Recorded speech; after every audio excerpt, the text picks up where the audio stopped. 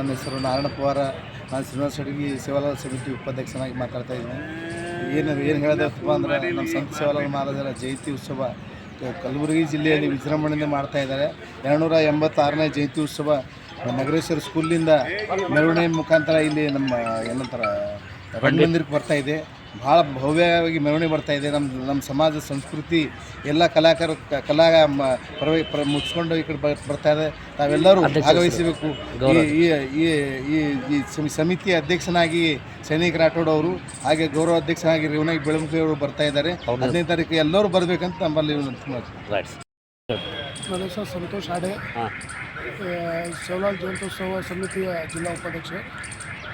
ನಾನು ಸಾರ್ವಜನಿಕ ಹೇಳಬಯಸೋದೇನೆಂದರೆ, ದಿನಾಂಕ 15/2/2025ರಂದು ನಗರೇಶ್ವರ ಶಾಲೆಯಿಂದ ರಂಗಮಂದಿರದವರೆಗೆ ಭವ್ಯ ಮೆರವಣಿಗೆ ಮತ್ತು ನಮ್ಮ ಸಮಾಜದ ಗುರುಗಳಿಗೆ ಮೆರವಣಿಗೆ ಮತ್ತು ನಮ್ಮ ಸಂಸ್ಕೃತಿಯ ಸಂಕೇತವನ್ನು ಡ್ಯಾನ್ಸ್ ಎಲ್ಲನೂ ಮಾಡಿಕೊಂಡು ನಾವು ಇಲ್ಲಿ ರಂಗಮಂದಿರವರೆಗೆ ಬರ್ತಾಯಿದ್ದೀವಿ. ಈ ಕಾರ್ಯಕ್ರಮದ ಅಧ್ಯಕ್ಷರಾದ ಸೈನಿಕ ರಾಠೋಡು ಮತ್ತು ಗೌರವಾಧ್ಯಕ್ಷರಾದ ಶ್ರೀ ರೇವಣಗಿ ಬೆಳಂಬಿಯವರ ನೇತೃತ್ವದಲ್ಲಿ ಈ ಕಾರ್ಯಕ್ರಮ ನಡೀತಾ ಇದೆ.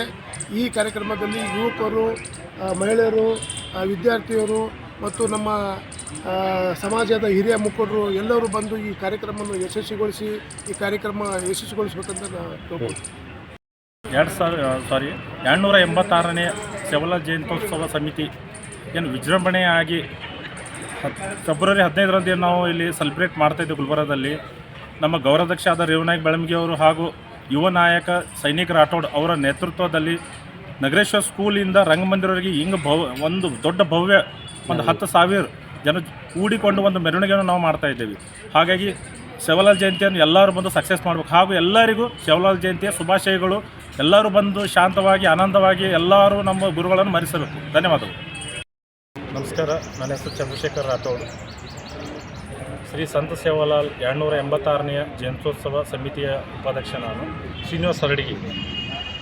ಇದರ ವಿಶೇಷತೆ ಏನಪ್ಪ ಅಂತಂದ್ರೆ, 16ನೇ ತಾರೀಕು ನಾವು ಶ್ರೀನಿವಾಸ ಅರಡಗಿ ಏರ್ಪೋರ್ಟ್ ಹತ್ರ ಜಯಂತಿಯನ್ನು ಆಚರಣೆ ಮಾಡ್ತಾಯಿದ್ದೀವಿ. ಆ ಜಯಂತಿಯ ವಿಶೇಷತೆ ಏನಪ್ಪ ಅಂತಂದ್ರೆ, 25 ತಾಂಡಗಳಿಂದ ಜನಗಳಲ್ಲಿ ಬರ್ತಾಯಿದ್ದಾರೆ.